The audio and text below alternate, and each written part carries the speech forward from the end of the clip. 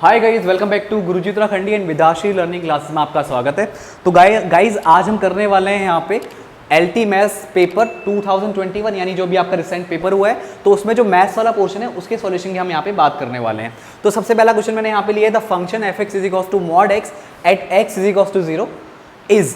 तो क्या ये फंक्शन डिफरेंशिएबल है, डिसकंटिन्यूस है, कंटिन्यूस बट नॉट डिफरेंशिएबल, और चौथा ऑप्शन है आपका none of these.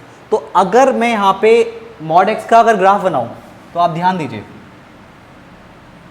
Mod x का अगर मैं ग्राफ बनाऊं तो कुछ इस तरीके का ग्राफ बनेगा, और यहाँ पे आपको ओरिजिन पे यानी जहाँ पे एक्स के लिए 0 है, हालांकि यहाँ पे वाई भी 0 है, तो जहाँ पे आपको शार्प पॉइंट मिलता है, तो शार्प पॉइंट में आपका जो फंक्शन है, जहाँ पे आपका कोई भी अगर फंक्शन का आप ग्राफ ड्रॉ करते हैं वहाँ पे आपको शार्प पॉइंट मिलता है, तो शार्प पॉइंट में आपका फंक्शन डिफरेंशिएबल नहीं होता। ये कॉन्टिन्यूस तो है बट डिफरेंशिएबल नहीं है, राइट।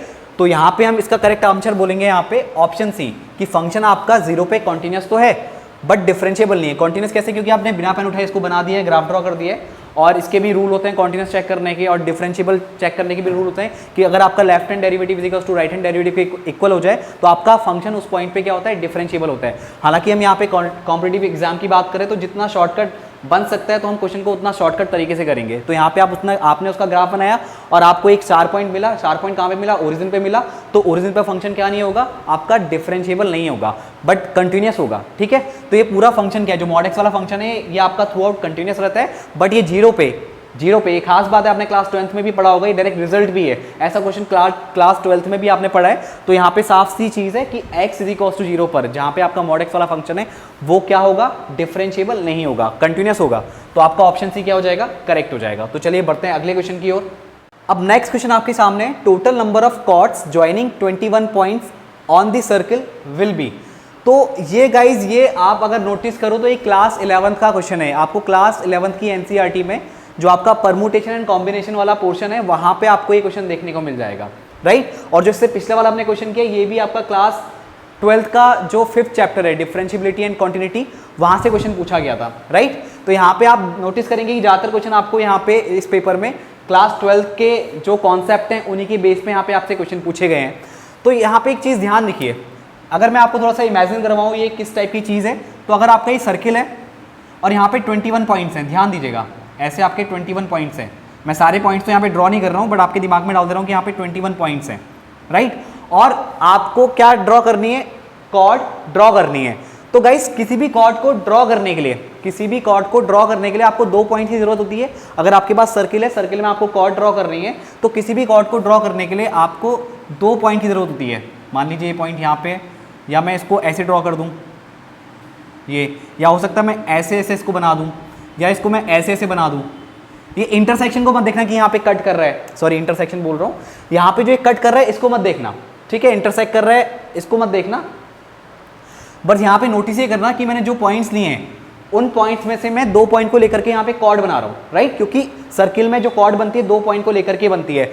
अब बात ये आती है कि जब आप यहाँ पे पॉइंट को सेलेक्ट कर रहे हो, मतलब आपने जो भी पॉइंट लिए हैं वो सर्किल में से कोई से भी आप रैंडम पॉइंट ले सकते हो, किसी भी 2 पॉइंट को सेलेक्ट करके आप यहाँ पे कॉर्ड बना सकते हो। तो आपका यहाँ पे क्या हो रहा है, सिलेक्शन हो रहा है, यहाँ पे पॉइंट्स का क्या हो रहा है, सिलेक्शन हो रहा है। और सिलेक्शन में आप क्या यूज करते हो, कॉम्बिनेशन यूज करते हो।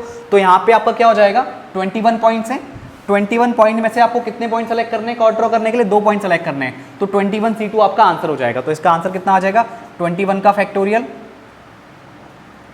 अपॉन 21 माइनस 2 का फैक्टोरियल और साथ में एक 2 का फैक्टोरियल। तो कितना आ गया, 21 इंटू, इसको आप 20 ऐसे कर लो, 21 फैक्टोरियल है अभी, और ये हो जाएगा आपका 19 का फैक्टोरियल, और ये आपका 2 का फैक्टोरियल आपका 2 इंटू 1। अब इसको आप ऐसे कर लीजिए, 21 इंटू 20 इंटू 19 का फैक्टोरियल अपॉन 2। तो ये आपका इंटू में यहाँ पे 19 का फैक्टोरियल भी है, 2 को मैंने पहले लिख दिया, 19 के फैक्टोरियल से 19 का फैक्टोरियल कैंसिल हो गया। 2 10 जा 20 यानी 21 को 10 से गुणा करोगे तो आपका कितना आ जाएगा, 210, राइट। तो आपका करेक्ट आंसर क्या हो जाएगा इसमें, ऑप्शन डी। तो आई होप गाइज आपको ये क्वेश्चन भी यहाँ पे समझ में आ गया होगा। चलिए बढ़ते हैं अगले क्वेश्चन की ओर। अब गाइज देखिए, इन अगले क्वेश्चन की बात कर रहे हैं, in Simpson's 1/3 rule of integration y is assumed to be a polynomial of degree. तो गाइज ये डायरेक्ट क्वेश्चन है, राइट। जैसे आपका ट्रेपेजॉइडल रूल होता है, सिम्पसन 1/3, सिम्पसन 3/8, तो ट्रेपेजॉइडल में आपका 1 डिग्री का पॉलिनोमियल, 1/3 में आपका 2 डिग्री का एंड 3/8 में आपका 3 डिग्री का पॉलिनोमियल होता है। तो यहाँ पे करेक्ट ऑप्शन क्या हो जाएगा, क्योंकि यहाँ पे सिम्पसन 1/3 रूल है, तो यहाँ पे आपका पॉलिनोमियल की डिग्री कितनी होगी 2। तो यहाँ पे करेक्ट ऑप्शन आपका यहाँ पे हो जाएगा ऑप्शन ए। बात करते हैं अगले क्वेश्चन की। अब गाइस नेक्स्ट क्वेश्चन आपका ग्रुप का है। तो ये ग्रुप के जो क्वेश्चन होते हैं बहुत डायरेक्ट क्वेश्चन आपसे पूछे जाते हैं। तो अगर आपको पता है तो इन क्वेश्चंस को आप कर लेंगे, अगर आपको नहीं पता है, ग्रुप के बारे में आपने ज़्यादा नहीं पढ़ा है, तो हो सकता है आपसे ये क्वेश्चन ना हो पाए। तो गाइज यहाँ पे ये क्वेश्चन आपसे पूछा गया the order of the group S4 यानी सिमेट्रिक ग्रुप। तो यहाँ पे इसका आपको ऑर्डर बताना है, तो क्या करेंगे आप इस चीज़ को नोटिस कीजिए, यहाँ पे 4 है तो आप 4 का फैक्टोरियल निकाल दीजिए, राइट। क्या निकाल देंगे आप 4 का फैक्टोरियल यहाँ पे निकाल देंगे, तो क्या आ जाएगा इसका ऑर्डर निकल के आ जाएगा, यानी 4 का फैक्टोरियल 4 × 3 × 2 × 1 4 × 12 दूनी 24। तो ये आपका आंसर हो जाएगा। अगर वो इसकी डिग्री पूछता तो डिग्री कितनी हो जाती 4 हो जाती। तो करेक्ट ऑप्शन आपका क्या हो जाएगा यहाँ पे ऑप्शन नंबर बी। तो बढ़ते हैं अगले क्वेश्चन की ओर। Okay guys, so next question है आपका if matrix A is both symmetric and skew symmetric then A will be. तो भाई इसका सबसे सीधा सा आंसर है कि एक जीरो मैट्रिक्स होगी। अब क्यों होगी इसको भी देख लेते हैं। अगर सिमेट्रिक मैट्रिक्स की बात की जाए तो ए का ट्रांसपोज ए के इक्वल होगा, ये पहली इक्वेशन हो गई। और अगर स्क्यू सिमेट्रिक की बात की जाए तो ए का ट्रांसपोज -a के इक्वल होगा, क्योंकि ये जो मैट्रिक्स है ए वाली ये सिमेट्रिक भी है और स्क्यू सिमेट्रिक भी है। तो यहाँ से ए ट्रांसपोज की वैल्यू किसके इक्वल है, ए के इक्वल। तो यहाँ पे ए ट्रांसपोज की जगह ए रख दीजिए, इज इक्वल्स टू माइनस का ए, फिर माइनस का ए इधर शिफ्ट हो जाएगा, तो a + a is equals to कितना आ गया 0, यानी नल मैट्रिक्स। इसको जीरो मत बोलिए, नल मैट्रिक्स बोलिए। तो 2a इज इक्वल्स टू ये नल मैट्रिक्स, तो a की वैल्यू कितनी आ गई 1/2 ऑफ नल मैट्रिक्स, यानी ये कितना हो जाएगा जीरो मैट्रिक्स, यानी कि नल मैट्रिक्स। तो ए वाली जो मैट्रिक्स होगी वो कौन सी मैट्रिक्स होगी, जीरो मैट्रिक्स होगी या फिर नल मैट्रिक्स होगी। तो ये ऑप्शन सी आपका क्या हो जाएगा, करेक्ट हो जाएगा। चलिए बढ़ते हैं आगे। तो गाइस अगला क्वेश्चन है आपका the integrating factor of the following differential equation is. तो इक्वेशन है dy/dx + y cot x = 2 cos x। तो गाइस ये जो आपका फॉर्मेट है ये कुछ इस तरह का फॉर्मेट है, dy/dx + py = q, राइट। और इसमें एक फॉर्मेट और होता है, वो होता है dx/dy + px = q। यहाँ पे p और q क्या होते हैं, या तो कांस्टेंट होंगे या फिर फंक्शन ऑफ x, और यहाँ पे p और q कांस्टेंट या फिर फंक्शन ऑफ y, राइट। तो फिलहाल आपको जो फॉर्मेट दिया गया है वो ये फॉर्मेट दिया गया है। अब इस केस में जब भी आपको ऐसी इक्वेशन देखने को मिले तो यहाँ पे जो इंटीग्रेटिंग फैक्टर होगा इस वाले के लिए ये होगा आपका e की पावर में जो यहाँ पे p है p dx, ये है integrating factor for this type of equation. अब इस टाइप की इक्वेशन की बात करें तो ये आपका आ जाएगा integrating factor is equals to, ये आपका हो जाएगा e की पावर में p dy, ये इंटीग्रेशन फॉर्म में, राइट। और फिलहाल तो यहाँ पे इंटीग्रेटिंग फैक्टर पूछा है। यहाँ पे अगर सॉल्यूशन पूछा होता तो ये होता आपका इसमें solution y into integrating factor is equals to integration of integrating factor into q dx, right. तो इस टाइप से आप यहाँ पे इसका सॉल्यूशन निकालते हैं। और यहाँ पे पूछा गया होता इसका सॉल्यूशन अगर पूछा गया होता तो x is equals to x into integrating factor is equals to integrating factor into q dy, right. तो इसको सॉल्व करते तो यहाँ पे इस टाइप की इक्वेशन के सॉल्यूशन निकलते। तो मैंने हल्का सा आपको एक आइडिया दे दिया कि किस क्वेश्चन किस किस टाइप से बन सकता है। तो फिलहाल जो ये क्वेश्चन है वो इस फॉर्मेट में है और आपको सिर्फ निकालना है इंटीग्रेटिंग फैक्टर। तो इतने पार्ट को इरेज कर देते हैं।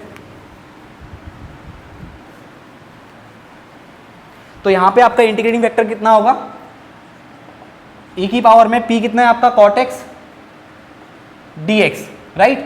और cot x का आपको डायरेक्ट इंटीग्रेशन पता है, और नहीं पता है तो उसको cos अपॉन साइन में कन्वर्ट कर लीजिए, sin x को t मान लीजिए, तो आपका यहाँ पे इंटीग्रेशन का निकल के आ जाएगा। बट cot x का डायरेक्ट इंटीग्रेशन होता है log sin x।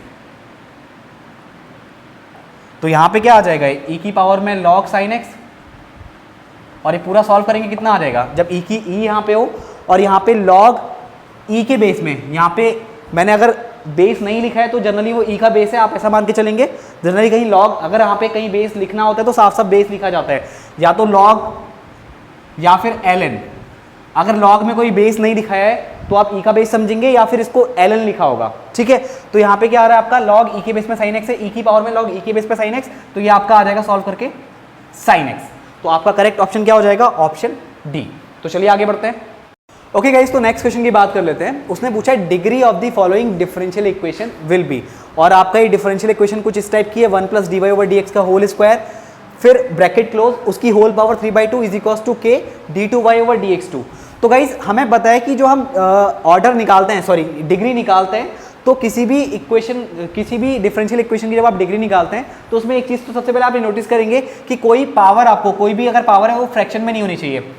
मतलब यहाँ पे रेडिकल फॉर्म में देख रहे हो आप 3/2 की फॉर्म में है, तो फ्रैक्शन फॉर्म में नहीं होनी चाहिए। दूसरा, उसके बाद आप क्या चेक करोगे, जो आपका हाईएस्ट ऑर्डर है, मतलब जहाँ जो भी आपकी डिफरेंशियल इक्वेशन है उसमें जो हाईएस्ट ऑर्डर है, उस हाईएस्ट ऑर्डर की पावर कितनी है वो आपका कहलाता है डिग्री। ठीक हो गया? तो सबसे पहले तो आप यहाँ से फ्रैक्शन को हटाइए यहाँ से। तो अगर मैं इस पूरी इक्वेशन में स्क्वायरिंग बोथ साइड कर दूं, तो स्क्वायरिंग बोथ साइड करूंगा तो ये पूरा मल्टीप्लाई में कितना आ जाएगा, उसकी पावर में 2 आ जाएगा, और यहाँ भी आपका कितना हो जाएगा, इसका स्क्वायर हो जाएगा।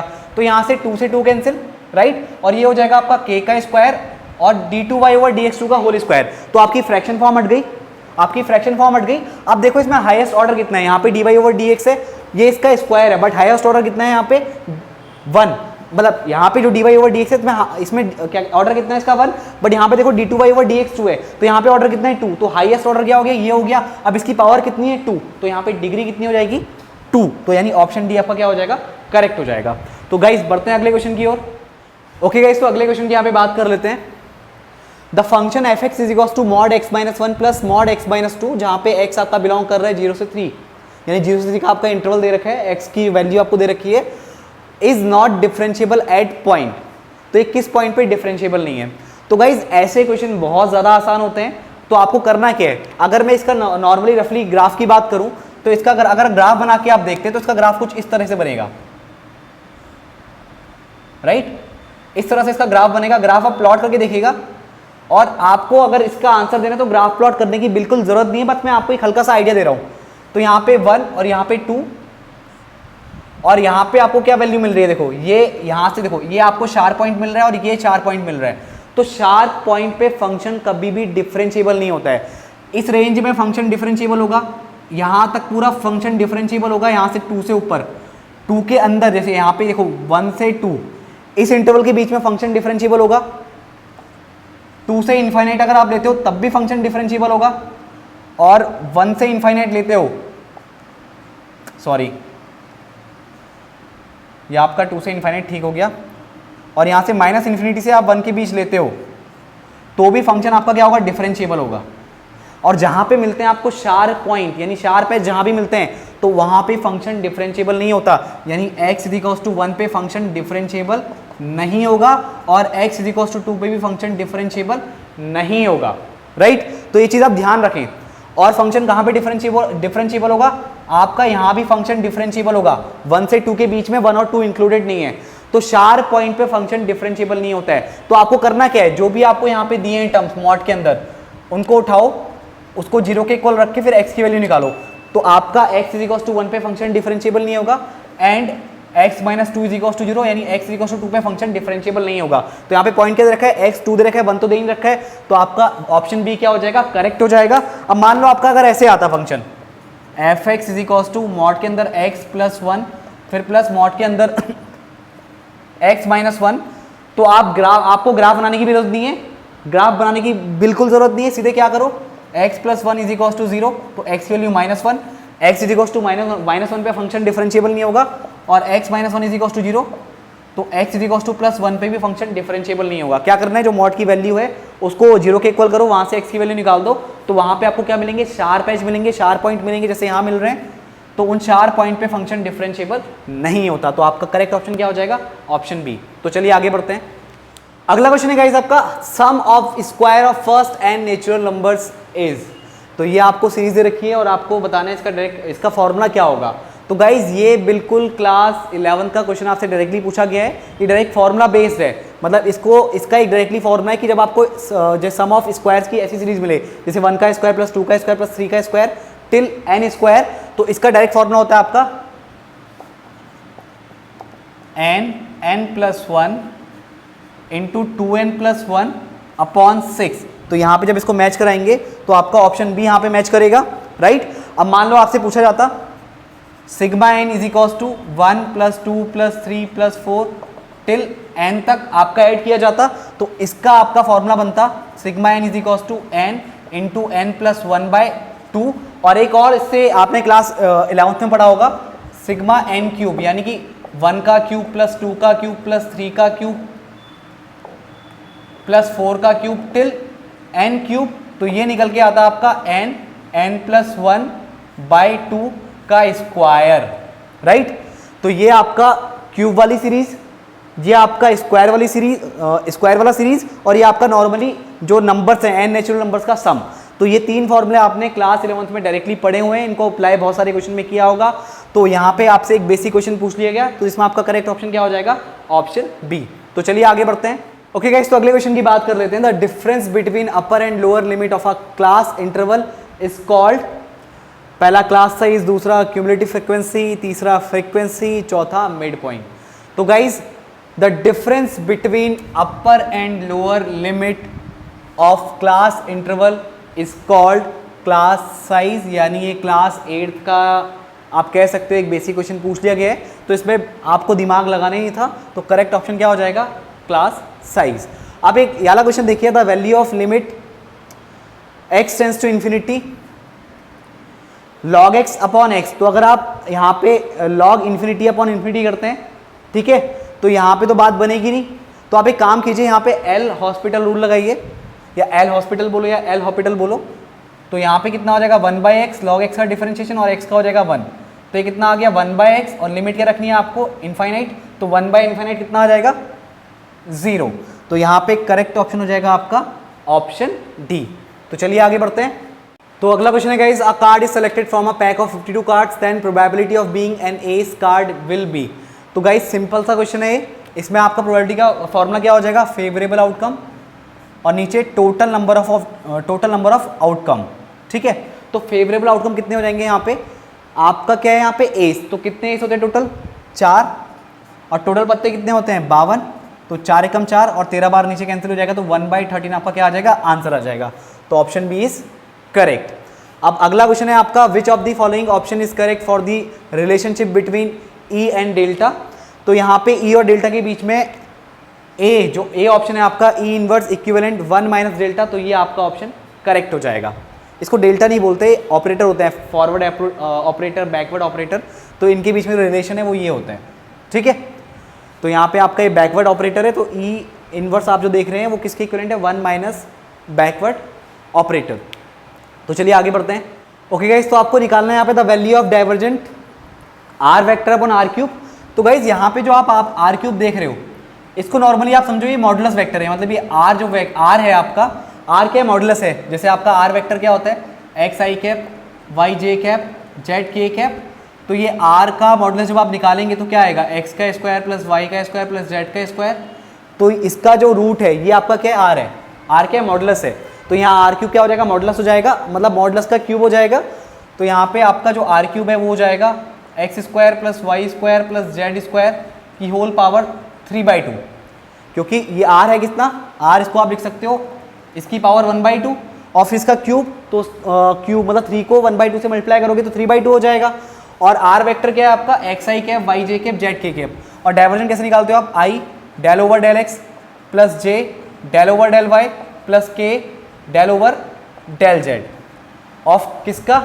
ये है आपका x i cap, y j cap और जेड के कैप अपॉन में x square plus y square plus z square की होल पावर 3/2। देखिए समझिएगा, तो यहाँ पे आई डॉट आई 1 हो जाएगा, तो del over del x, x upon x square plus y square plus z square की होल पावर 3/2। इतना लंबा बनेगा नहीं, बस आपको मैं करके बता रहा हूँ, एक बार आप समझ गए तो उसके बाद आसानी से हो जाएगा। Del over del y, y upon x square plus y square plus z square की होल पावर 3/2। फिर del over del z, z upon x square plus y square plus z square की पावर 3/2। ठीक है, अब देखिए ध्यान दीजिएगा, मैं एक सॉल्व करूंगा, उसके बाद इसी के सिमिलर में इन दोनों को लिख दूंगा और आंसर आने वाला है। तो देखिए ये आपका क्या हो जाएगा, सबसे पहले इसको आप ऊपर ले जाके रख दीजिए, x square plus y square plus z square की होल पावर 3/2। इनटू एक्स का 1 हो जाएगा, फिर माइनस ये 3/2 आगे आएगा, और ये हो जाएगा आपका x square plus y square plus z square की पावर हाफ, राइट। और x आपका यहाँ पे एज इट इज रहेगा, और अपॉन में आ जाएगा जो नीचे वाला टर्म है इसका स्क्वायर, ठीक है। अब देखो यहाँ पे मैं करूँगा तो इसका साथ में क्या आएगा, एक चीज़ ध्यान देना, मैंने x को छोड़ा और इसको डिफरेंशिएट किया, ये आगे आया। उसके बाद जब मैं इसको दोबारा डिफरेंशिएट करूँगा, जब ये आगे आया ब्रैकेट में कितना x square plus y square plus z square, अब आप पार्शियल डेरिवेटिव कर रहे हो तो एक्स स्क्वायर का डिफरेंशिएट फिर से करोगे, एक एक्स तो यहाँ पे ऑलरेडी है, तो जब इसको फिर से डिफरेंशिएट करोगे तो 2x आएगा। जब आप इसको फिर से डिफरेंशिएट करोगे तो 2x आएगा। वाई स्क्वायर आप पार्शियल डेरिवेटिव कर रहे हो तो ये 0 हो जाएगा, वाई स्क्वायर को एज अ कांस्टेंट ट्रीट करेंगे और जेड स्क्वायर को भी एज अ कांस्टेंट ट्रीट करेंगे। तो ये नीचे आपका क्या आ जाएगा, ध्यान दीजिएगा, x square plus y square plus z square की पावर 3/2 का स्क्वायर करेंगे तो ये 2 से 2 कैंसिल, तो यहाँ पे खाली क्यूब बचेगा, ठीक है। अब ऊपर वाले पोर्शन को सॉल्व कर लेते हैं, ऊपर वाले पोर्शन को सॉल्व कर लेते हैं। तो देखिए ये आपका 2 से 2 कैंसिल, 2 से 2 कैंसिल हो गया। अब जब आप यहाँ पे कॉमन लेंगे तो कॉमन लेने पे क्या आएगा, ध्यान देना, जब आप कॉमन लेंगे तो आपका आएगा रूट के अंदर ये 3/2 है और ये हाफ है, तो मतलब ऐसे समझ लो x square plus y square plus z square की पावर हाफ कॉमन आया, और यहाँ पे बचेगा आपका आधी पावर। देखो आधी पावर कॉमन नहीं है तो एक पावर बची है, तो ब्रैकेट में x square plus y square plus z square, और यहाँ पे आपका कितना हो जाएगा 3x स्क्वायर। देखो यहाँ पे एक तो एक्स स्क्वायर है ऑलरेडी, अब यहाँ पे अच्छा आपने कॉमन लिया तो ये 3x स्क्वायर आएगा, सॉरी यहाँ पे 3 है और ये वाला पार्ट कॉमन आ चुका है, तो यहाँ पे कितना बचा, x बचा, तो ये कितना बच गया x, और ये एक x यहाँ पे इंटू में, तो 3x स्क्वायर माइनस का 3x स्क्वायर, और अपॉन में कितना आ गया x square plus y square plus z square की होल पावर 3/2। देखिए ये आपका निकल के आया partial derivative of x upon x square plus y square plus z square की होल पावर 3/2। अब ऐसे डेल ओवर डेल वाई में आप निकालेंगे, डेल ओवर डेल जेड में भी आप ऐसे ही निकालेंगे, तो उसमें क्या आने वाला है ध्यान दीजिएगा, ये तो आपका डेल ओवर डेल एक्स निकला, अब डेल ओवर डेल वाई क्या आएगा, उसमें सेम रहेगा, तो यहाँ पे क्या आ जाएगा, देखो मैं यहाँ पे बता रहा हूँ, जैसे यहाँ पे माइनस का 3x स्क्वायर आया, वहाँ पे माइनस का आपका आएगा 3y स्क्वायर, फिर जेड वाले में आएगा ये आपका y वाले के टर्म में डेल y के रिस्पेक्ट में आप जब डिफरेंशिएट करोगे, और 3z स्क्वायर आपका आएगा डेल ओवर डेल जेड वाले के रिस्पेक्ट में, ये चीज़ सेम रहेगी, नीचे वाली चीज़ सेम रहेगी, और यहाँ भी आपका पावर हाफ कॉमन आएगी, ठीक हो गया। तो जब आप सॉल्व करोगे, जब आप इनको निकाल करके ऐड करोगे तो क्या होगा, ध्यान दीजिएगा, आपका आने वाले क्या है, थोड़ा सा मैं इरेज कर दूं वाले पार्ट को, तो आने वाला क्या है, देखो एक तो ये रहेगा, यहाँ पे क्या कॉमन, यहाँ पे आपका क्या हो जाएगा, देखो ध्यान दीजिएगा, x square plus y square plus z square की पावर हाफ ब्रैकेट में x square plus y square plus z square minus 3x square, और अपॉन में x square plus y square plus z square की power cube. तो यहाँ पे क्या होगा, आप जब पूरा जोड़ोगे, इतना लंबा जोड़ना तो उतना बहुत टिपिकल पड़ जाएगा, तो जब आप जोड़ोगे तो यहाँ पे आपकी वैल्यूज चेंज होंगी, यहाँ पे जब वैल्यूज चेंज होंगी तो यहाँ पे देखना क्या आएगा, यहाँ पे माइनस का 3x स्क्वायर है, वहाँ पे माइनस का 3y स्क्वायर, और उसके बाद माइनस का 3z स्क्वायर। तो जब आप पूरे को ऐड करोगे, इसको आप ऐड करके लिखना, मैं पूरा डिफरेंशिएट नहीं कर रहा हूँ, ऐड करोगे तो ये वैल्यू लास्ट में कितनी आ जाएगी, 0। ये वैल्यू लास्ट में कितनी आ जाएगी, 0 आ जाएगी, क्योंकि ये पोर्शन तो हर एक में कॉमन है, ये पोर्शन हर एक में कॉमन है, और ये आपका कितना आ जाएगा, 3 टाइम ऐड होके आ जाएगा, ध्यान बता भी देता हूँ, 3 टाइम आ जाएगा ना, ये हर एक में आ रहा है, तो 3x square plus y square plus z square, और ये 3 में क्या आएगा, माइनस का 3x स्क्वायर माइनस का 3y स्क्वायर माइनस का 3z स्क्वायर, तो यहाँ पे 3 कॉमन लोगे, माइनस का 3 कॉमन लोगे तो ये आएगा 3 निकल के x square plus y square plus z square, तो दिस माइनस दिस 0, तो 0 into x square plus y square plus z square की power half upon x square plus y square plus z square की power cube, तो आपका 0 into something 0, तो आपका correct option क्या हो जाएगा इसका, 0। तो ये तो मैंने आपको भी सॉल्व करके दिखाया है, बट इसका एक डायरेक्ट रिजल्ट है कि अगर आपको डायरेक्टली देखने को मिले, ऐसी फॉर्म मिले, तो आप डायरेक्टली क्या करो, उसका आंसर 0 टिक करो, क्योंकि डायरेक्ट रिजल्ट है, इनमें मेहनत करके आपने आंसर निकाले हुए ऑलरेडी, आपने प्रूव भी किए होंगे। अगर आपने बीएससी में ऐसे किस टाइप के क्वेश्चन सॉल्व किए होंगे तो आपने प्रूव भी किया होगा। तो एक डायरेक्ट क्वेश्चन आया हुआ है तो इसका आप डायरेक्टली आंसर लिखेंगे। इतना लंबा पेपर में सॉल्व करेंगे तो आपका टाइम वेस्ट होगा। तो ये आपको डायरेक्ट रिजल्ट पता होना चाहिए, और निकाला कैसे जाता है उसका मैंने हिंट आपको यहाँ पे दे दिया। तो आई होप गाइज आपको ये क्वेश्चन समझ में आ गया होगा। आगे बढ़ते हैं। तो गाइज नेक्स्ट क्वेश्चन है आपका sigma 1/n⁻p when p is greater than 1 is. तो ये डायरेक्ट रिजल्ट वाले क्वेश्चन आपको दिए गए हैं। जब p 0 के इक्वल हो, p 1 से छोटा हो, p 1 से बड़ा हो, तो उस केस में सीरीज किस टाइप की बनती है। तो यहाँ पे p आपका 1 से बड़ा है, तो उस केस में जो यहाँ पे सीरीज बनेगी तो वो कौन सी बनेगी, कन्वर्जन सीरीज बनेगी। इसके तीनों केसेस मैंने आपको ऑलरेडी करा रखे हैं, तो आप वहाँ भी इनको देख सकते हैं। तो ये डायरेक्ट रिजल्ट पे क्वेश्चन आपके पूछे गए हैं, तो कुछ भी डिटेल आपको यहाँ पे नहीं करना था। और देखो एक दूसरा अगला क्वेश्चन देखो, इसमें कितना आसान क्वेश्चन आपसे पूछा गया है। A square matrix A is said to be orthogonal if. तो सीधी बात है, ऑर्थोगोनल की कंडीशन क्या है कि जब आप किसी मैट्रिक्स को उसके ट्रांसपोज वाली मैट्रिक्स से मल्टीप्लाई करते हैं और वो अगर आइडेंटिटी मैट्रिक्स के इक्वल आ जाए तो उस मैट्रिक्स को आप क्या बोलोगे, ऑर्थोगोनल मैट्रिक्स बोलोगे, राइट। तो ये दोनों क्वेश्चन जो आप देख रहे हो बिल्कुल एक सिंपल से क्वेश्चन है, और ये बिल्कुल आपका डायरेक्ट आपका रिजल्ट बेस्ड क्वेश्चन है, जिसमें आपको पता है तो आप टिक मार दो। मतलब मैथ्स वाले क्वेश्चन में पहले जनरली कुछ सेकंड या कुछ मिनट आपको लगते हैं सॉल्व करने में, तो कुछ यहाँ पे ज़्यादातर क्वेश्चन जो आपसे पूछे गए हैं उसमें आप देखो, जैसे हिस्ट्री के क्वेश्चन होते हैं कि आप देखो अगर आपको आता है तो टिक मारो, आगे बढ़ो, नहीं आता तो आगे बढ़ो। तो ये भी डायरेक्टली कुछ वैसे ही क्वेश्चन है कि आपको सॉल्व करना ही नहीं है, डायरेक्टली देखो, अगर आपको रिजल्ट पता है तो सीधे आपका आंसर। मतलब मैथ्स को एक बार सेकंडों का खेल बना दिया है इस बार इस पेपर में। तो ये बहुत सिंपल सी आपकी मैथ्स आपके यहाँ पे आई हुई है। अब चलिए आगे बढ़ते हैं और आगे किस टाइप के क्वेश्चन देखने को मिलते हैं। ओके तो अगले क्वेश्चन की बात कर लेते हैं। तो आपको दिया है y is equal to log, फिर लॉग के अंदर log x, then the value of dy/dx will be. तो ये भी बहुत सिंपल सा क्वेश्चन है। तो आपको पता है log x का डिफरेंशिएशन, अभी आप इस पूरे को x एज इट इज कर लो, तो log x का डिफरेंशिएशन कितना होता है, 1/log x। log x का डिफरेंशिएशन 1/x होता है, तो ये पूरा x के अंदर आएगा, तो ये कितना आ जाएगा log x, राइट। अब इसको जब डिफरेंशिएट करोगे आप तो इसका dy/dx कितना होगा 1/x, तो ये कितना आ जाएगा 1/log x। फिर log x को आप डिफरेंशिएट करोगे, ये कितना आ जाएगा 1/x, तो कितना आ जाएगा आपका 1/x log x into log x। तो कौन सा ऑप्शन मैच हो रहा है आपका 1/x log x log x, यानी कि ऑप्शन बी आपका क्या हो जाएगा, करेक्ट हो जाएगा। If 4x minus 5y plus 33 is equals to 0 and 20x minus 9y is equals to 107 are two regression lines, then the correlation coefficient between x and y is।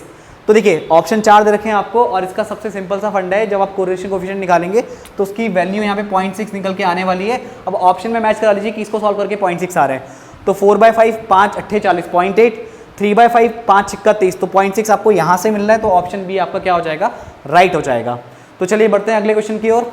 Okay guys, तो next question की बात कर लेते हैं। If matrix A is of order 3×3 then determinant of k into A का determinant आपको निकालना है, डिटरमिनेंट ऑफ k आपको निकालना है, विल बी इक्वल टू। तो गाइस ध्यान रखिएगा, आपने एक फॉर्मूला पढ़ा होगा, अगर आप k का डिटरमिनेंट निकालते हैं तो ये किसके इक्वल होता है, k की पावर n इंटू a का डिटरमिनेंट। और जो आपका यहाँ पे n है, ये कोई भी जब आपकी स्क्वायर मैट्रिक्स होती है जो उसमें ऑर्डर होता है, जैसे आपका यहाँ पे 3/3 ऑर्डर है तो n की वैल्यू 3 हो जाएगी। अगर 2/2 ऑर्डर की मैट्रिक्स होती तो n की वैल्यू 2 हो जाती। अगर 4/4 ऑर्डर की मैट्रिक्स होती तो n की वैल्यू 4 हो जाती, राइट। तो यहाँ पे आपकी 3/3 ऑर्डर की मैट्रिक्स है तो n की वैल्यू कितनी हो जाएगी, 3 हो जाएगी। तो यहाँ पे इसका आंसर क्या आ जाएगा, k का determinant is equals to k की पावर 3 इंटू a का डिटरमिनेंट। तो यहाँ पे ऑप्शन मैच कर लीजिए, तो ऑप्शन ए आपका यहाँ पे क्या हो जाएगा, करेक्ट हो जाएगा। तो अगले क्वेश्चन की बात करते हैं।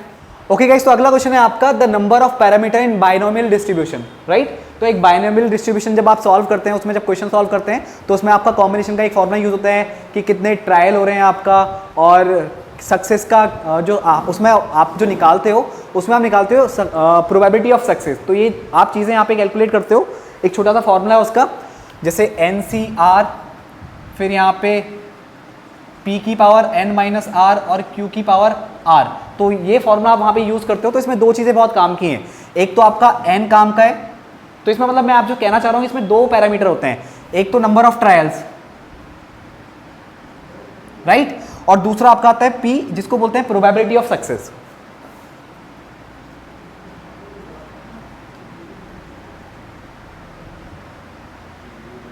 तो यहाँ पे दो पैरामीटर होते हैं। दो पैरामीटर कौन से, एक तो नंबर ऑफ ट्रायल्स कि कितने आपके ट्रायल्स हैं, और प्रोबेबिलिटी ऑफ सक्सेस क्या है, राइट। तो यहाँ पे ऑप्शन क्या हो जाएगा करेक्ट, ऑप्शन सी हो जाएगा। और जब आप इसके क्वेश्चन सॉल्व करते तो आपको ये फॉर्मूला आप यहाँ वहाँ पे यूज करते थे, राइट।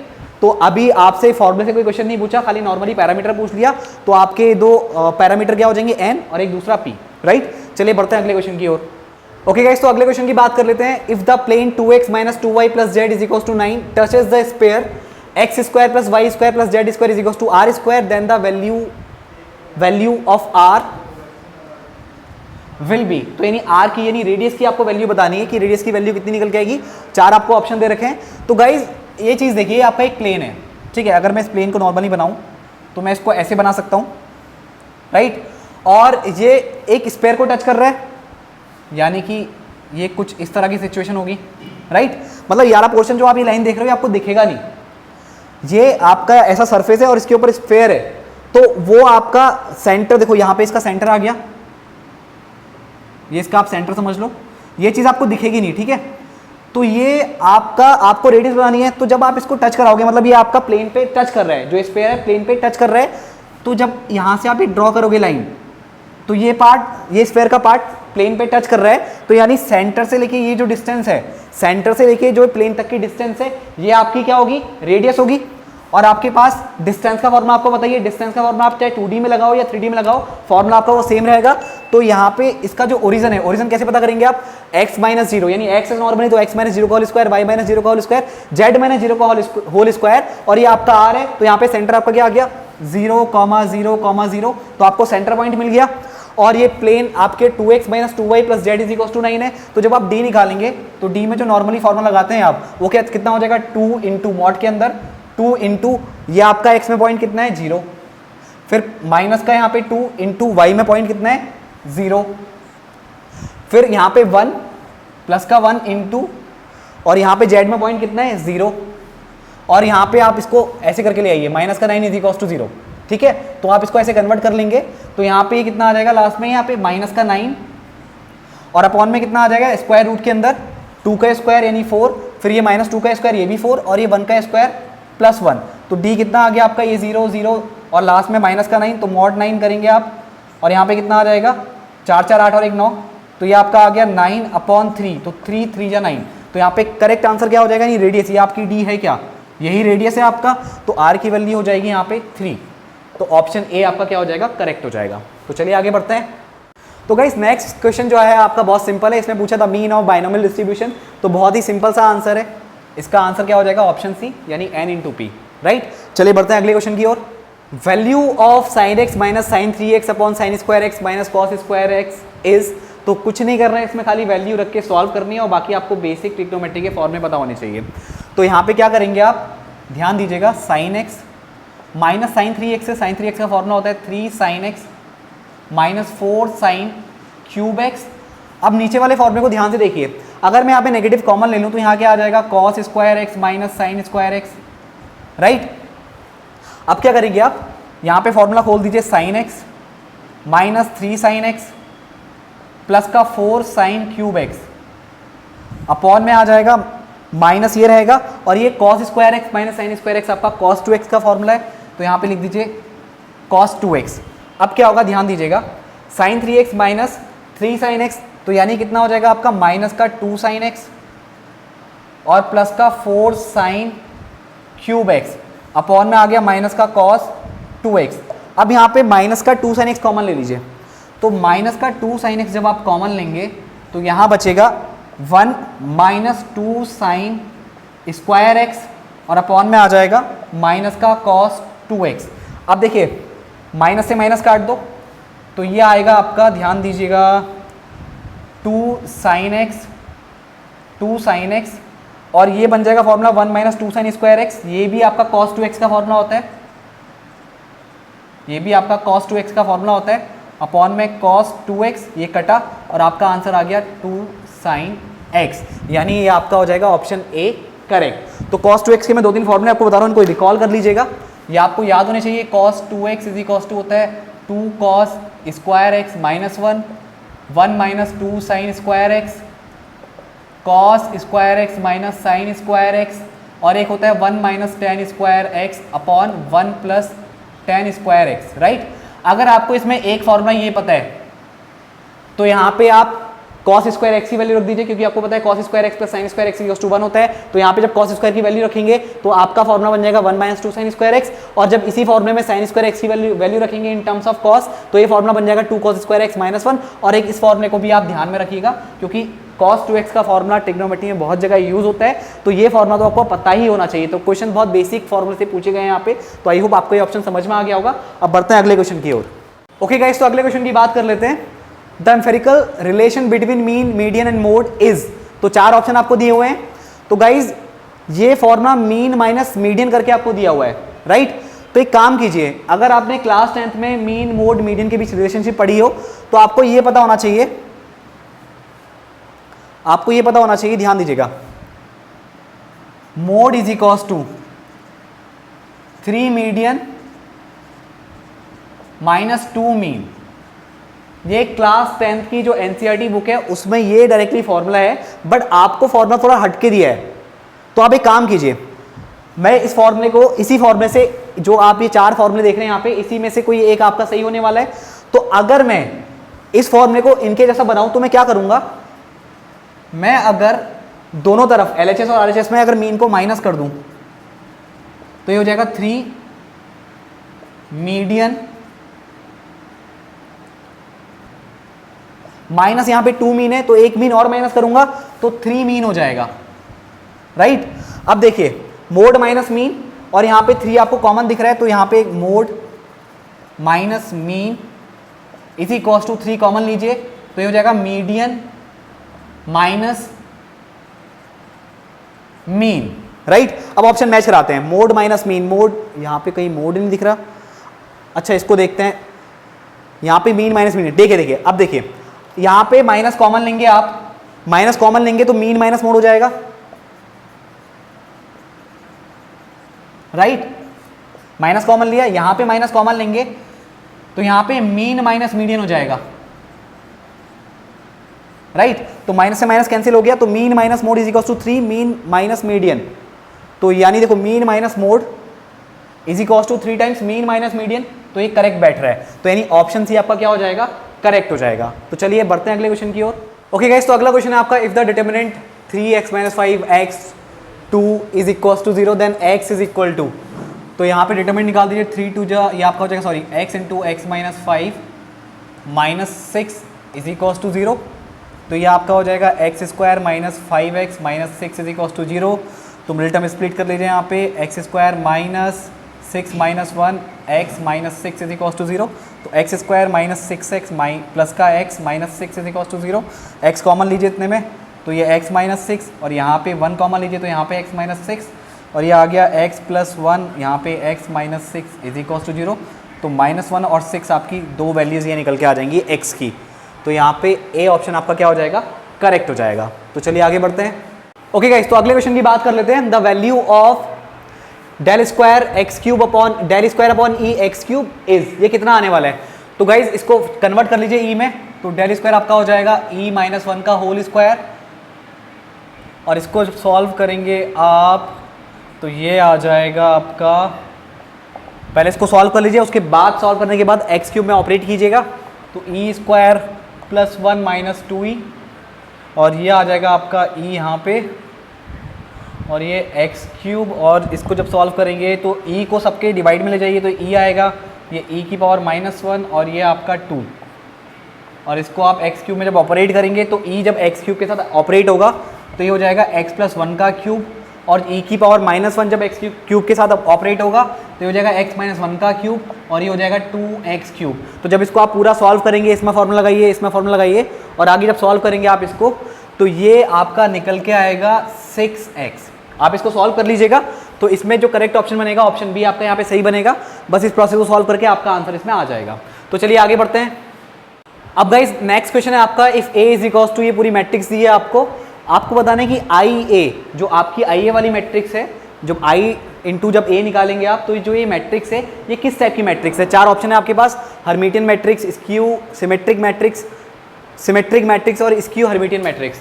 तो गाइज आप लोग इस चीज़ में एक ध्यान देंगे, ऐसी मैट्रिक्स के लिए आप जनरली क्या ध्यान में रखें।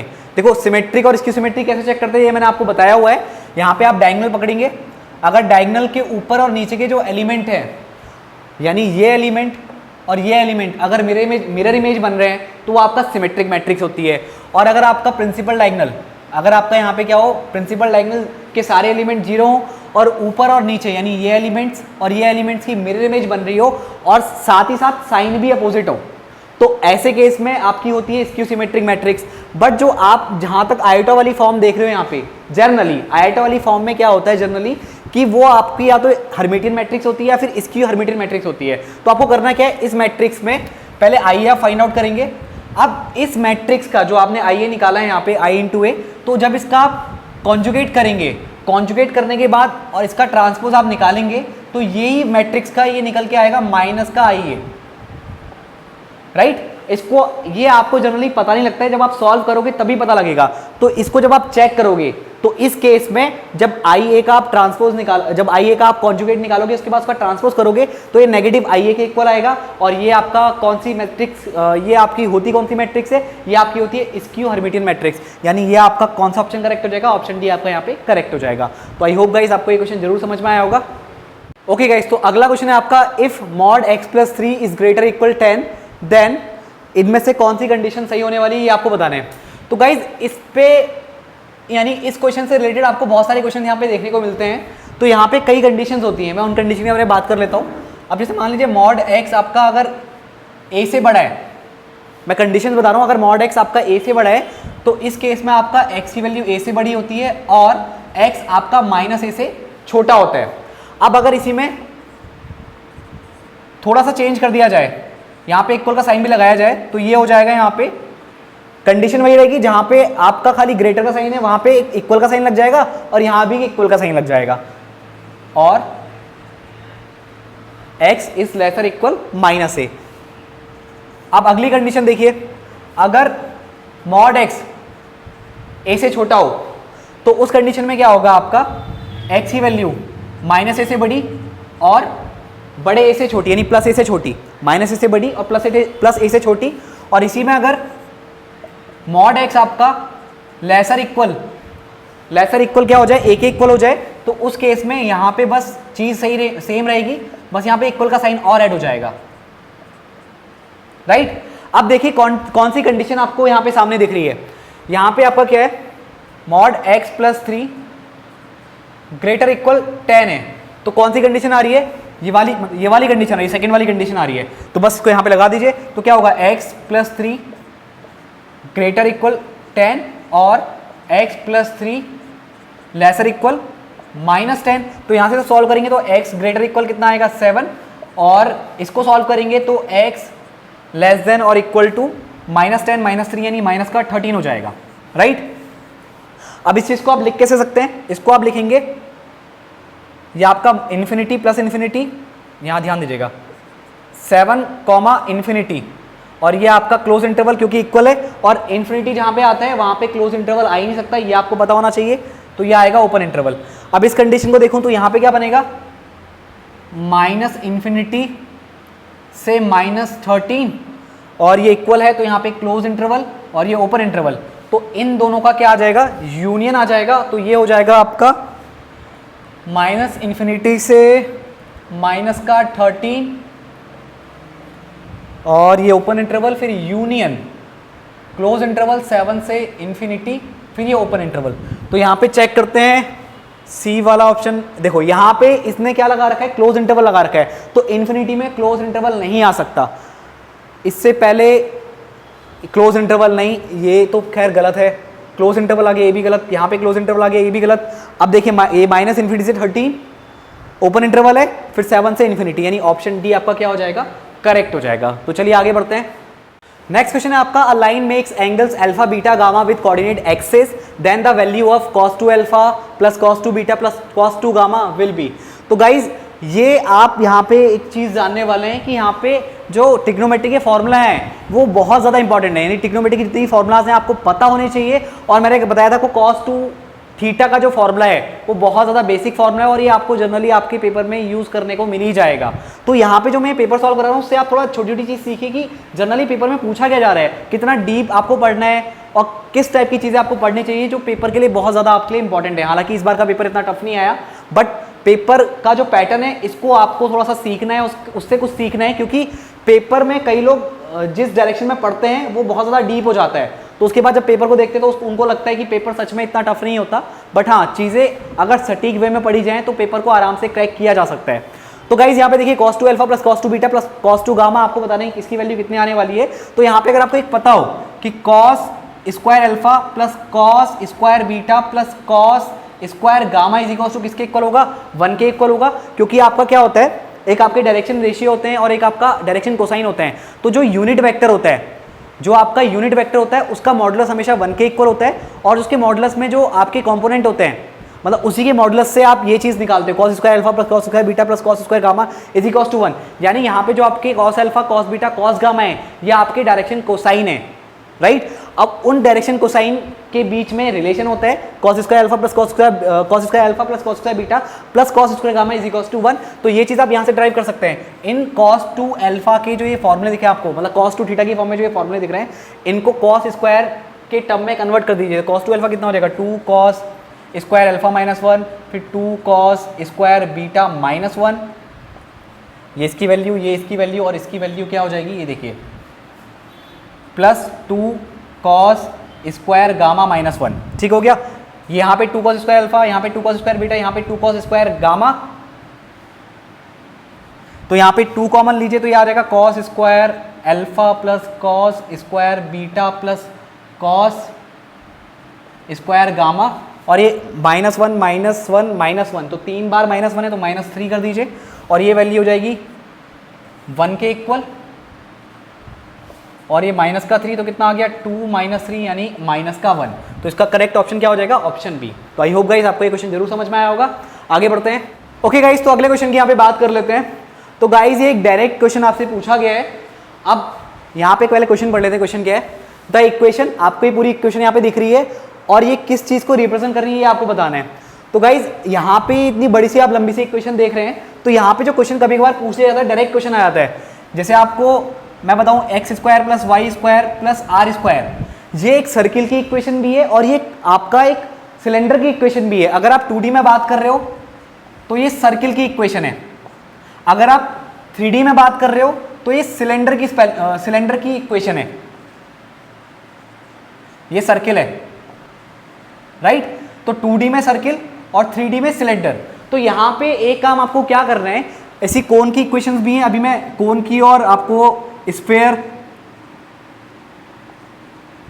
कोन स्फेयर, तो कोन की, स्फेयर की, सर्किल की, सिलेंडर की और जो पैराबोलिक इक्वेशंस हैं, जितनी जो कोनिक सेक्शन में जितनी भी आप इक्वेशंस देखेंगे तो उनके आप कार्टेशियन फॉर्मेट याद रख लें। जैसे मैं आपको बताना चाहूँगा कि पोलर फॉर्म, जैसे इक्वेशंस की मतलब जो भी आपके ये डायग्राम्स होते हैं, सर्किल, स्फेयर, कोन और जो आपके कोनिक सेक्शन से जितने भी डायग्राम बनते हैं, तो यहाँ पे आप उनकी एक डायरेक्ट स्टैंडर्ड इक्वेशन दिमाग में रख लें, क्योंकि कभी कभी क्वेश्चन वहीं से पूछ लिया जाता है। तो यहाँ पे जो आपका ये क्वेश्चन पूछा गया है, तो ये जो इक्वेशन बन रही है, जो आप ये इक्वेशन यहाँ पे देख रहे हैं, ये इक्वेशन आपकी कोन की इक्वेशन है। ये इक्वेशन आपकी कोन की इक्वेशन है। तो अभी तो मैं आपको सारी स्टैंडर्ड इक्वेशंस नहीं बता रहा हूँ, बट आप एक दिमाग में एक चीज़ रख लें कि आपको पोलर फॉर्म में इक्वेशन और कार्टेशियन फॉर्म में इक्वेशन पता होना जरूरी है, ताकि आप यहाँ पे क्वेश्चन का फॉर्मेट देख के बता सकें कि ये कोन की है या सिलेंडर की है, स्फेयर की है। तो आपको क्या करना होगा, स्टैंडर्ड फॉर्म्स याद करनी पड़ेगी, पोलर फॉर्म भी याद रखने अगर हो सके तो, और वरना कार्टेशियन फॉर्म तो आप याद ही रखें। तो चलिए गाइस, इसका करेक्ट ऑप्शन जो हो जाएगा वो ऑप्शन सी हो जाएगा। अब बात करते हैं अगले क्वेश्चन की। ओके गाइस, तो अगला क्वेश्चन है आपका, the radius of curvature at any point of a common catenary is given by. तो गाइस कॉमन कैटनरी के यहाँ पे क्वेश्चन जनरली आपने देखे होंगे। तो इसमें आपको करना क्या है, जो यहाँ पे कैटनरी का डेरिवेशन है, तो उसके जितने भी डेरिवेशंस हैं वहाँ से आपको डायरेक्ट रिजल्ट याद रखना है, क्योंकि जनरली क्वेश्चन डायरेक्ट रिजल्ट से ही पूछे जाते हैं और उसी के बेस आपको कोई न्यूमेरिकल भी सॉल्व करना होता है। तो यहाँ पे आपको डायरेक्ट जो आपने डेरिवेशन किया हुआ है तो उससे जो रिजल्ट निकले हैं वो आपको याद रखने हैं। तो यहाँ पे जो इसका करेक्ट आंसर होने वाला है, ये होने वाला है ऑप्शन डी। तो यहाँ पे जो कंफ्यूजन रहेगा आपको कभी कभार ये रह सकता है कि दोनों तो सेम से हैं, बट यहाँ पे ध्यान रखिए यहाँ पे सी का स्क्वायर और यहाँ पे नॉर्मल सी है। तो करेक्ट ऑप्शन क्या है आपका, rho is equals to c sec square 5, right. तो यहाँ पे करेक्ट ऑप्शन इसका डी हो जाएगा, सी स्क्वायर नहीं है, सी है, राइट। तो इसके और भी, इसके मतलब जनरली आप क्वेश्चन जब भी देखोगे तो डायरेक्ट फॉर्मूला बेस्ड होते हैं, यानी जो इसके डायरेक्ट रिजल्ट निकलते हैं तो उनके बेस पे ही क्वेश्चन बनता है। तो चलिए आगे बढ़ते हैं। और नेक्स्ट क्वेश्चन है आपका slope of normal to the curve x is equals to a cos cube theta, y is equals to a sin cube theta at the point theta is equals to π/4। तो यहाँ पे आप dy dx निकालिए, तो ये कैसे निकलेगा dy over D theta, क्योंकि दोनों थीटा के फंक्शन है, और यहाँ पे dx ओवर डी थीटा, तो dy ओवर डी थीटा कितना निकलेगा आपका, a तो एज इट इज रहेगा 3 sin स्क्वायर थीटा, और sin थीटा का हो जाएगा cos थीटा डिफरेंशिएशन, और यहाँ पे आ जाएगा आपका a as it is a cos cube theta है, तो ये हो जाएगा आपका 3 cos square theta into cos theta का माइनस का साइन थीटा आ जाएगा डिफरेंशिएशन। तो आपका यहाँ से a से a कैंसिल, 3 से 3 कैंसिल, साइन थीटा से sine square theta cancel, sine theta times होगा, साइन थीटा से साइन स्क्वायर थीटा को कट करेंगे साइन थीटा बचेगा, और कॉस थीटा से कॉस स्क्वायर थीटा को कट करेंगे तो कॉस थीटा नीचे बचेगा। तो ये आपका आ गया माइनस का, माइनस साइन मैंने ऊपर लगा दिया, sine theta upon cos theta यानी कि टेन थीटा, राइट। तो ये आपका आ गया जो D by over D x है, ये आपका आ गया टेंजेंट, स्लोप ऑफ टेंजेंट आपको निकालना है नॉर्मल का। तो क्या हो जाएगा, अगर मैं इसको m1 बोल दूं, तो आपको पता है m1 into m2 is equals to -1 होता है, यहाँ पे ये है स्लोप ऑफ नॉर्मल,